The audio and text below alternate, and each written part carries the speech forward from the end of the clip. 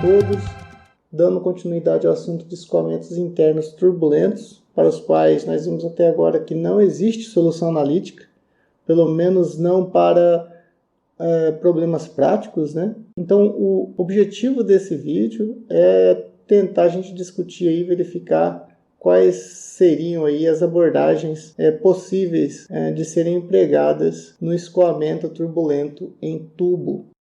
E para isso nós vamos fazer uma análise baseada no escoamento genérico num tubo. Assim, se nós definirmos um volume de controle no tubo, que vai desde um ponto 1 na entrada até um ponto 2 na saída, nós podemos aplicar o teorema do transporte de Reynolds da primeira lei nesse volume de controle, e a partir dessa aplicação nós vamos chegar aí que o calor transferido no processo desse escoamento de 1 até 2, ele vai ser igual ao fluxo de massa, né, m ponto, que multiplica a diferença entre a energia interna entre o ponto 2 e o ponto 1, mais o fluxo de massa que multiplica a diferença entre as pressões no ponto 2 e 1 sobre a massa específica, mais o fluxo de massa vezes G, vezes a diferença de alturas entre os pontos 2 e 1, Z2 menos Z1, mais aí a integral na área de V2 ao quadrado sobre 2 vezes ρ vezes V2 dA2 menos a integral sobre a área 1, V1 ao quadrado sobre 2 vezes a massa específica ρ vezes V1 vezes dA1. E vocês devem se lembrar ainda que nessa forma da equação nós adotamos a massa específica como constante para poder retirar a pressão da integral.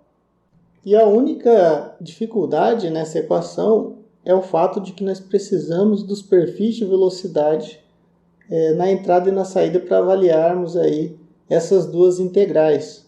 Uma alternativa seria nós utilizarmos a velocidade média para avaliar essas integrais e depois corrigir o resultado utilizando um fator alfa chamado de coeficiente de energia cinética.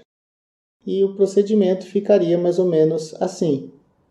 A integral de V ao quadrado sobre 2 ρv escalar dA, ele vai ser igual à integral de V médio ao quadrado sobre 2 ρv escalar dA vezes aí um alfa.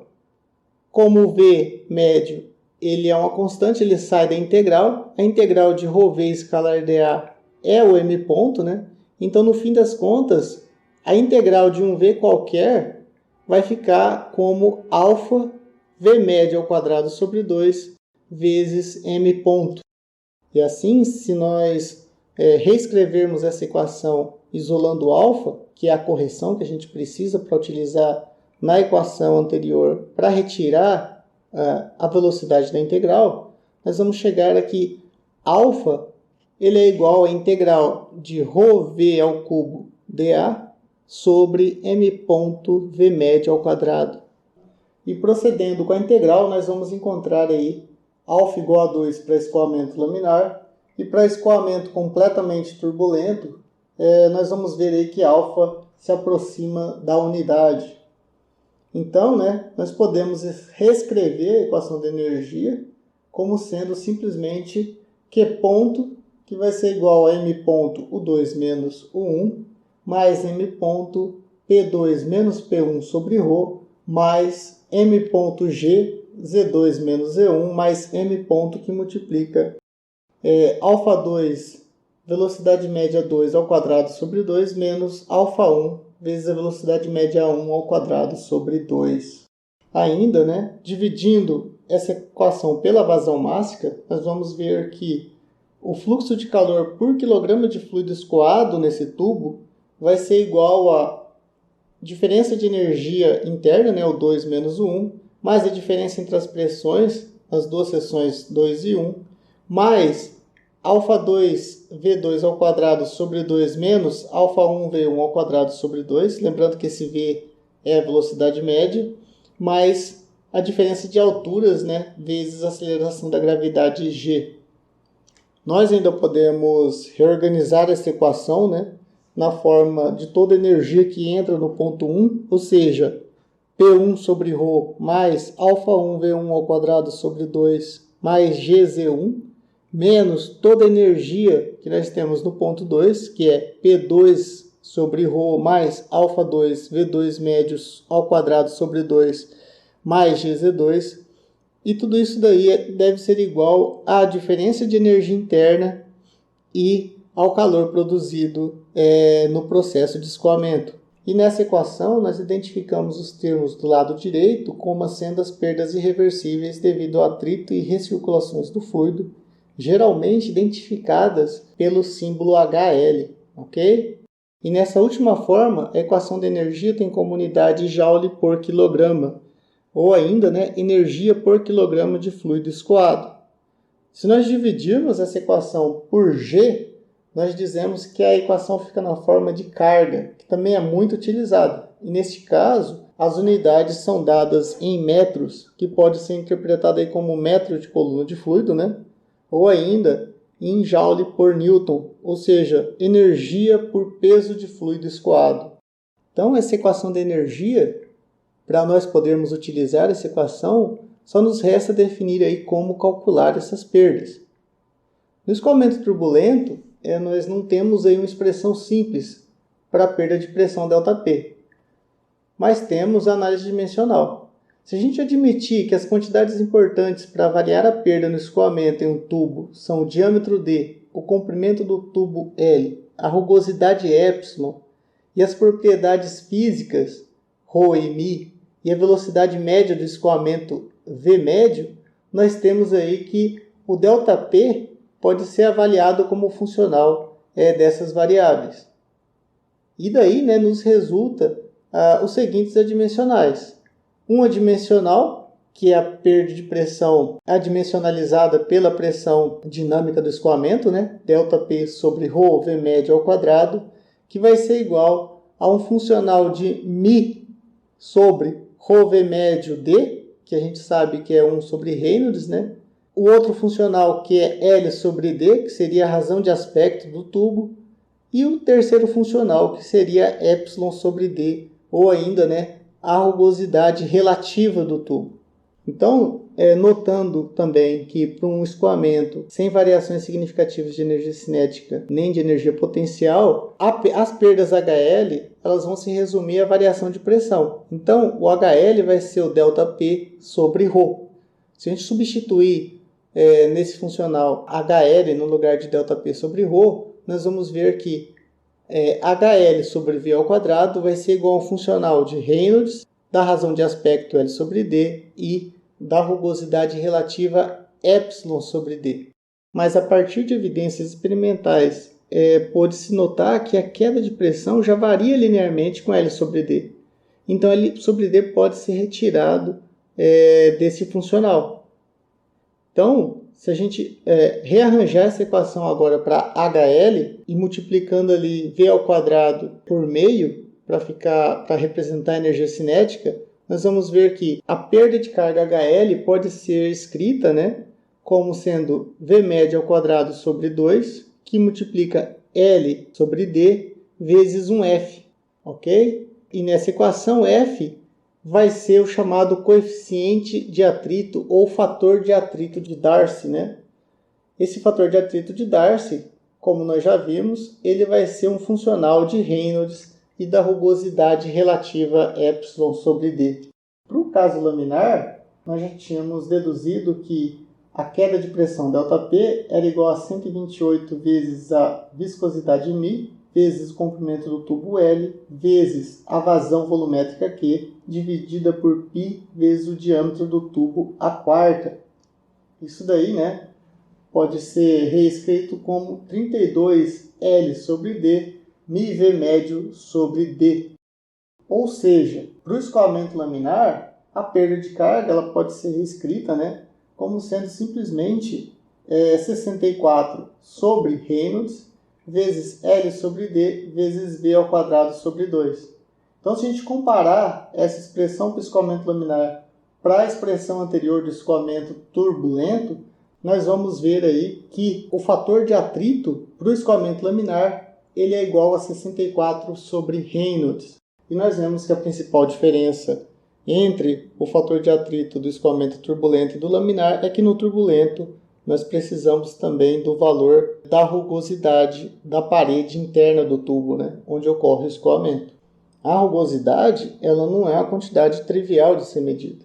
Felizmente, né, para exercícios simples, tanto a rugosidade absoluta ε quanto a relativa ε sobre d, elas podem ser obtidas a partir de gráficos ou tabelas, né, de produtos comerciais ou ainda de livros-texto de mecânica dos fluidos, de hidráulica, etc.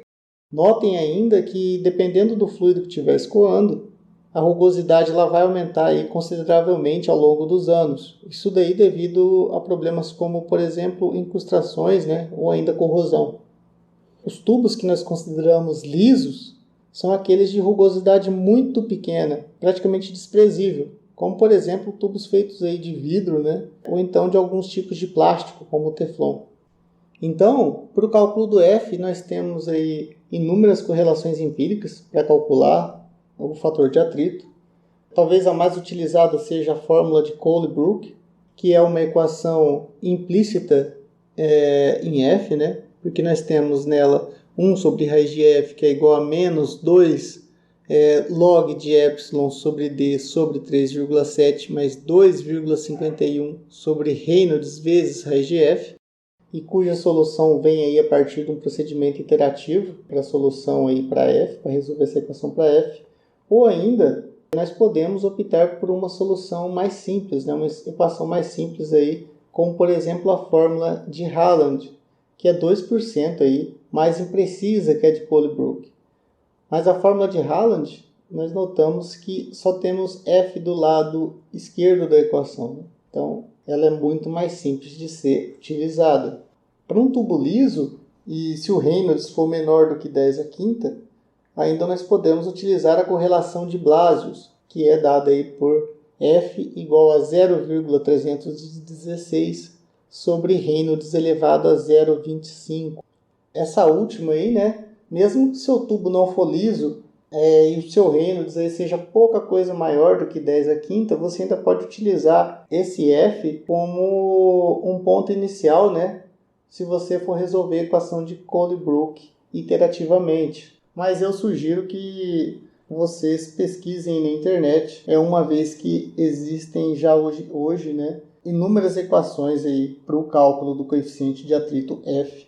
Então, dependendo do seu caso, talvez uma ou outra seja mais adequada para a sua aplicação. Tudo bem? Um outro recurso muito útil no cálculo do fator de atrito é o diagrama de Moody. Notem que aqui, né, no diagrama de Moody, nós temos o fator de atrito correlacionado com o número de Reynolds na abscissa e com a rugosidade relativa no lado direito do gráfico. Nesse gráfico, nós podemos ainda notar 4 características muito importantes. Na esquerda, nós temos a relação linear para o escoamento laminar. Nós temos também, na última curva de baixo do diagrama, nós temos a relação para tubos lisos. Na região completamente rugosa, que é após a linha tracejada, nós temos as curvas que dependem apenas da rugosidade relativa ε sobre d. Então, notem que elas não variam mais com Reynolds. E temos também a região de transição, na qual nós não temos muita certeza dos dados, né? Então, aquela região ali de transição não tem como a gente utilizar para calcular o fator de atrito. E como esse gráfico ele é constituído de valores extraídos de vários experimentos, né, uma média entre esses valores, os desvios são da ordem de 10%. Tudo bem? E com isso, está quase tudo pronto para a gente poder utilizar a equação da energia para calcular a perda de carga numa instalação. Porque agora com o valor de F, nós já podemos calcular as chamadas perdas de carga distribuídas ou maiores, que são aquelas que ocorrem em uma seção de tubo reta.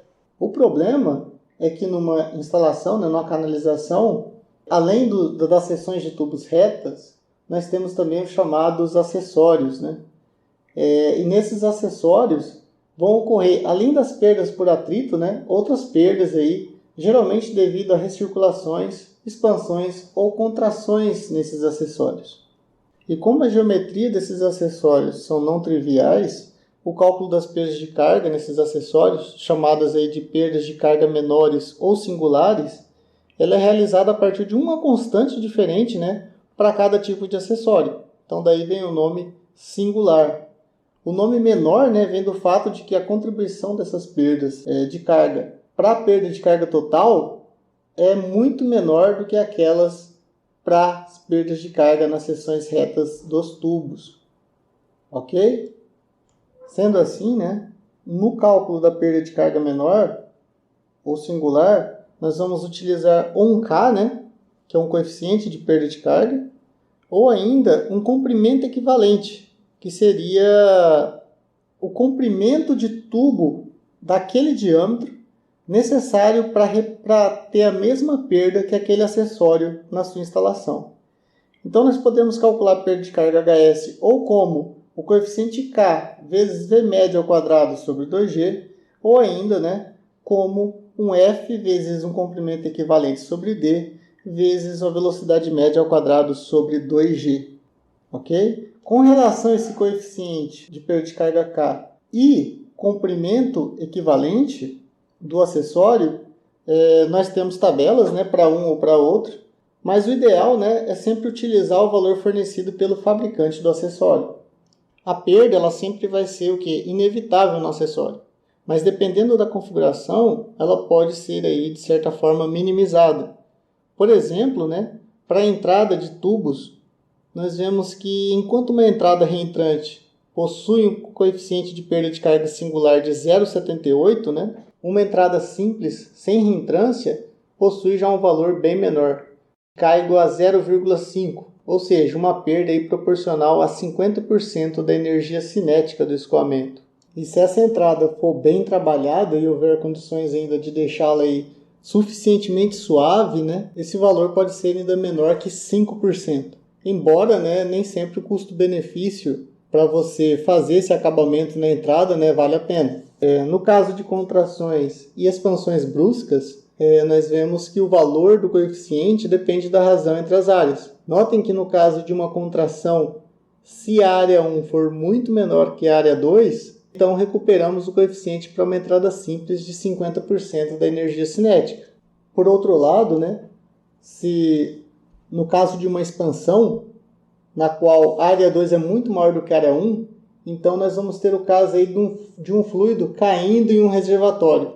Como a velocidade do fluido no reservatório é teoricamente nula, então o K nesse caso tem que ser igual a 1. Ou seja, é como se o escoamento estivesse perdendo aí o equivalente a 100% de sua energia cinética no processo indo da área 1 para a área 2. No caso de curvas, como joelhos e cotovelos, nós vemos que as perdas dependem, além do raio relativo da curva, também da suavidade da geometria envolvida na curva. Por exemplo, nessas duas curvas, né, para o mesmo ângulo de 90 graus, o comprimento equivalente da mais suave, que é a esquerda, ele é muito menor do que aquela outra à direita. Tudo bem?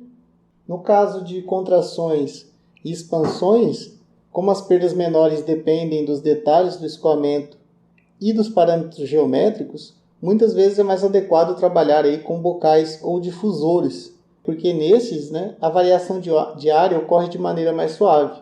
Nesse tipo de acessório, os dados, né, para difusores, por exemplo, são apresentados geralmente em função do coeficiente de recuperação de pressão, o CP. Esse CP ele é definido como sendo a diferença entre a pressão no ponto 2 e no ponto 1, né, sobre 1 meio de ρV1 ao quadrado, onde se vê a velocidade média, P é a pressão e ρ é a massa específica do fluido. Ou ainda, né, para um escoamento incompressível ideal, nós vamos ter aí que esse CP vai ser 1 menos 1 sobre a razão de áreas ao quadrado, onde a razão de áreas é dado por um RA, né, que é igual a A2 sobre a área 1. Ainda, para um escoamento turbulento, com efeitos desprezíveis da gravidade, a perda de carga, que geralmente é uma variável de interesse, né, ela pode ser calculada em função aí do CP, como sendo HS, né, que vai ser igual a V1 média ao quadrado, menos V2 média ao quadrado sobre 2, menos a diferença de pressão, P2 menos P1 sobre ρ. Notem que nós podemos reescrever essa equação tendo V1 médio ao quadrado sobre 2 que multiplica, abre parênteses, 1 menos V médio ao quadrado, V2 médio ao quadrado sobre V1 médio ao quadrado, menos P2 menos P1 sobre 1 meio de ρ V1 médio ao quadrado.